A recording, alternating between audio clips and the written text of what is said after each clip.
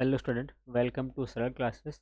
आइए इस वीडियो में हम करेंगे कक्षा 11वीं अंग्रेजी के प्रश्न बैंक का सॉल्यूशन। इसमें हम करने वाले हैं क्वेश्चन नंबर 9A, जिसमें लिया गया है extract from the poetry hornbill. जो हॉर्नबिल आपकी बुक है उसमें से पोएट्री सेक्शन से कुछ पैराग्राफ यहाँ पर दिए जाएंगे और पैराग्राफ को आपको पढ़ना है और पढ़ने के बाद उनके आंसर आपको देना है। इसमें कुल 1 से लेकर 11 तक एक्सट्रैक्ट दिए गए हैं, जिनको हम इस लेक्चर के माध्यम से कवर करने का प्रयास करेंगे। ये कुल 3 मार्क्स के एग्जाम में पूछे जाएंगे, यानी कि तीनों के तीनों जो प्रश्न रहेंगे पैराग्राफ दिए जाने के बाद, ये तीनों ही ऑब्जेक्टिव टाइप रहेंगे, जो कि वन वर्ड्स या सही विकल्प वाले हो सकते हैं। शुरुआत करते हैं हम यहाँ पर इसके पहले पैराग्राफ के साथ में। अब पैराग्राफ को समझने के बजाय हम इसके सीधा ही आंसर कर लेते हैं यहाँ पर। ये सारे के सारे जो पैराग्राफ हैं आपको हॉर्नबिल जो बुक है उसमें आपको मिल जाएंगे। पहला पैराग्राफ यहाँ पर आप देख सकते हैं और इसका जो पहला प्रश्न है वो हम यहाँ पर देखते हैं। सबसे पहला प्रश्न यहाँ पर पूछा गया है, what does the cardboard show. जो कार्डबोर्ड लगा हुआ था, यानी कि चित्र लगा हुआ था, वो क्या दर्शा रहा था।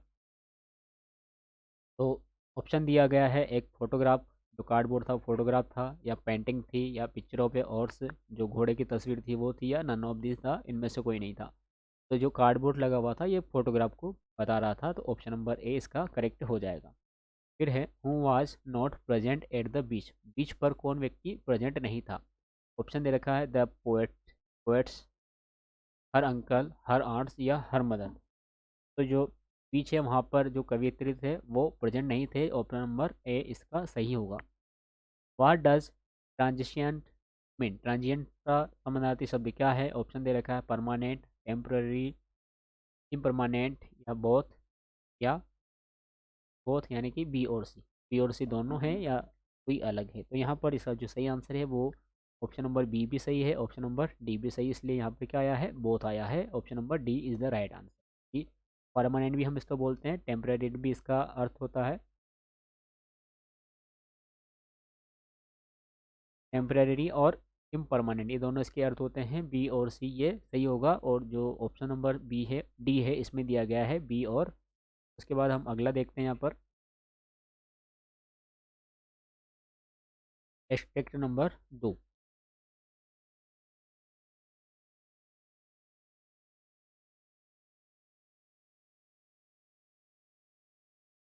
यहाँ पर पहला प्रश्न हम देखते हैं, हु आर बेटी एंड डॉली। बेटी और डॉली कौन थे। ऑथर से कजन, अंकल से कजन, मदर से कजन, या नन ऑफ दिस। तो ये जो थे मदर से कजन थे दोनों के दोनों, ऑप्शन नंबर डी इसका सही हो जाएगा। Which words in the extract has been used to mean favourite. Favourite के जैसा इस पैराग्राफ में कौन सा शब्द है जो लिया गया है। तो यहाँ पर इसका जो सही आंसर है वो है ऑप्शन नंबर सी, पास्ट। क्या है, ऑप्शन नंबर सी, पास्ट इसका सही आंसर है। फिर है, which poetic device has been used in laboured के एज ऑफ लॉस। तो ऐसा कौन सा डिवाइस है लेबर्ड ऑफ लॉस में लिया गया है। यहाँ पर इसका जो सही आंसर है वो है ऑक्सीमोरॉन, जो कि ऑप्शन नंबर बी में दिया गया है। फिर है extent number 3,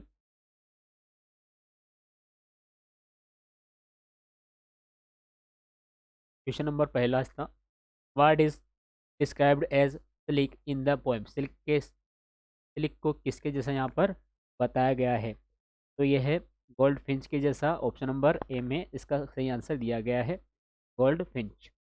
who comes to feed the young ones. तो यहाँ पर इसका जो सही आंसर है वो है option number A lizard. Who gives shelter to the bird and her young ones. इसका सही आंसर है option number D, laburnum tree. चौथा पहला प्रश्न इसका चौथे का, the poem of earth is. जो कविता है अर्थ की वो क्या है, ट्री, रिवर, रेन, फ्लावर। तो इसका सही आंसर है rain, option number C. What is the meaning of implacable. इसका समानार्थी शब्द अर्थ क्या है। तो इसका समानार्थी अर्थ है ऑप्शन नंबर डी के जिस समान, सम, सिम्क, that can not be touched. Which poem this lines have been taken. तो कविता की लाइनें दे रखी हैं यहाँ पर चौथे वाले पैराग्राफ में, कौन से पार्ट से ली गई है, तो पार्ट का नाम आपको यहाँ पर देना है। तो ये लिया गया है the voice of the rain. कौन सा पार्ट है? The voice of the rain. फिर पांचवा पैराग्राफ हम देखते हैं।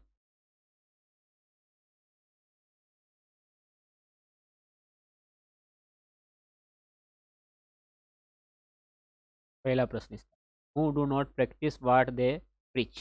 कौन प्रैक्टिस नहीं कर रहे थे? तो ऑप्शन नंबर है बी, वो सही है, children. Who is the composer of the poem from which this lines have been taken. जो इस कविता के लेखक है वो कौन है? ये कविता की लाइनें ली गई है, तो ये ली गई है, इसके कवि है यहाँ पर ऑप्शन नंबर ए में नाम है मार्कस नेटन। मार्कस नेटन।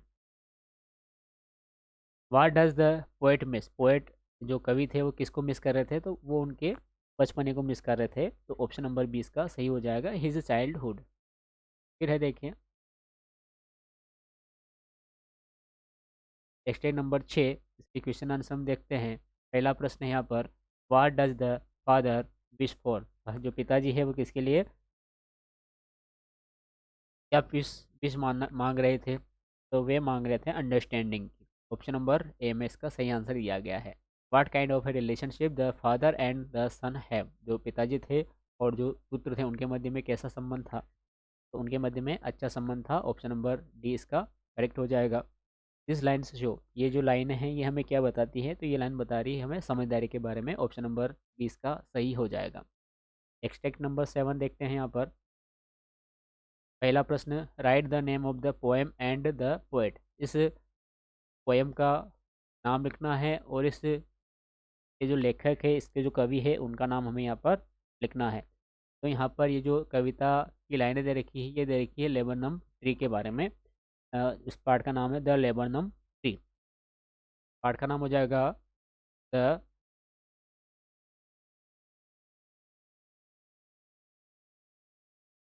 द लेबनम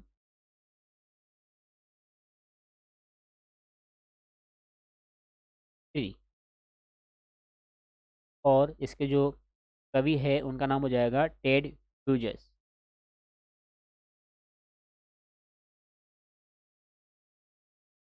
फिर अगला प्रश्न हम देखते हैं यहाँ पर, find the opposite of noise. Noise का विलोम शब्द आपको बताना है। नॉइस का अर्थ होता है आवाज, शोर करना, आवाज़ करना। तो इसका जो विलोम शब्द हो जाएगा वो हो जाएगा शांत, यानी कि silent.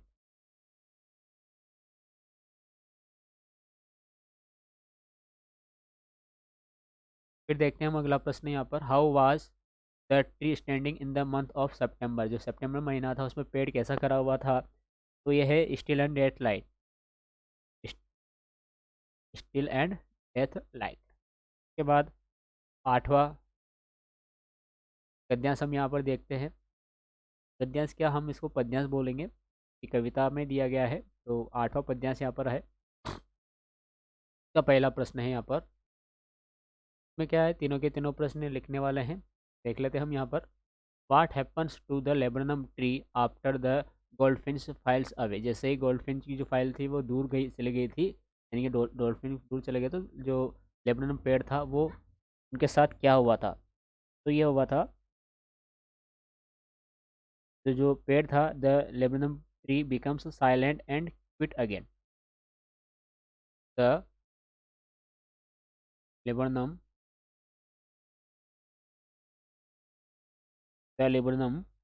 tree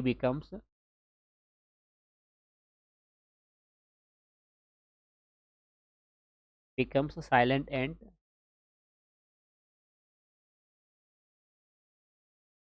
quiet again, quit again। उसके बाद देखिए, what is the machine. Machine क्या है? तो ये है ट्री इज द मशीन। क्या है? Tree is the machine. Tree is the machine. फिर है, who is the engine of her family. उसके जो इंजन है फैमिली के, वो कौन है? तो जो पेड़ है वो, और जो उसकी शाखाएं हैं, वो उसका परिवार है। तो आंसर हो जाएगा इसका the laburnum tree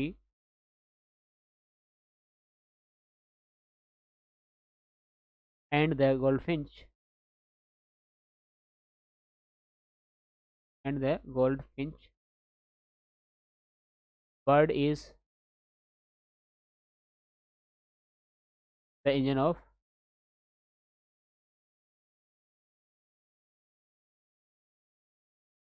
her family. फिर एक्सट्रैक्ट नंबर 9 देखते हैं हम यहाँ पर, इसके प्रश्न उत्तर करते हैं। पहला प्रश्न यहाँ से है, who is the she is the in the second line. She का अर्थ क्या है इसमें? वेयर डज शी एंटर, वह कब प्रवेश करती है। तो इसका जो सही आंसर है वो हो जाएगा यहाँ पर option number D, she is the mother goldfinch who enters the thickness of the laburnum tree. Second यहाँ पर क्वेश्चन है, what does machine refer to the extract. तो मशीन उसको क्या रेफर किया गया है इस कविता में? ऑप्शन नंबर सी में करेक्ट आंसर दिया गया है, it refers to the nest of the goldfinch where its young ones are staying. फिर है, find a word from the extract which is the synonyms of entire. Entire के जैसा समानार्थी शब्द आपको यहाँ पर बताना है। तो इसका आंसर है हॉल, ऑप्शन नंबर बी वाला, हॉल वाला, ये सही है। फिर एक्सरसाइज नंबर 10 हम करते हैं इसमें ये प्रश्नोत्तर। प्रश्नोत्तर क्या यहाँ पर भी लिखने वाले हैं इसमें।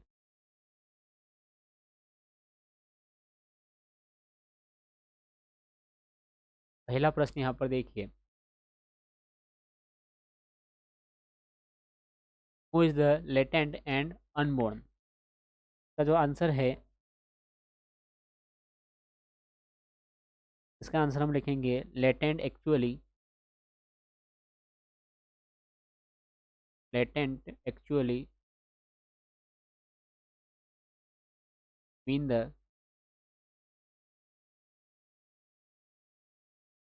Hidden potential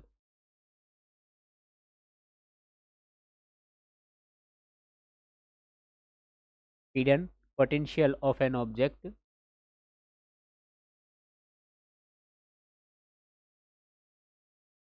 and unborn means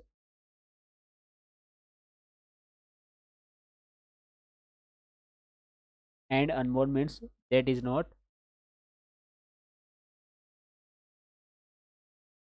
yet born।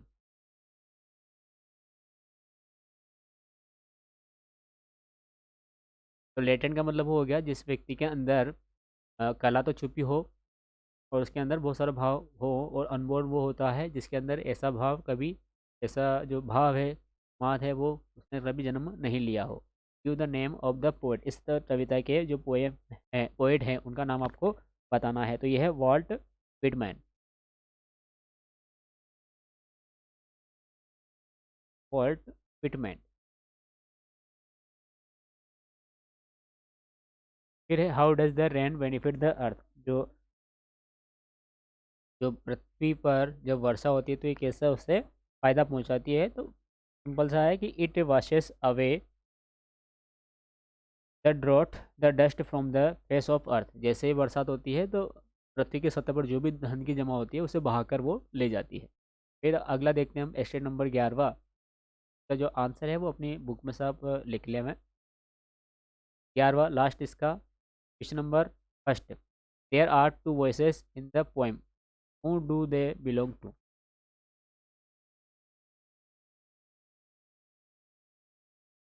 Who do they belong to. जो बिलोंग कर रहे हैं वो कर रहे हैं रेन के बारे में। इसके बारे में कर रहे हैं, रेन के बारे में बिलोंग कर रहे हैं। फिर है दूसरा, who rises out of the bottomless sea. तो यहाँ पर है द रेन। क्या आ जाएगा इसका आंसर? इसका आंसर आ जाएगा the rain, the rain rises out of the bottomless sea. फिर है, give the name of the poem. इस पोएम का नाम हमें लिखना है। तो इसका पोएम का नाम है the voice of the rain. The voice of the rain.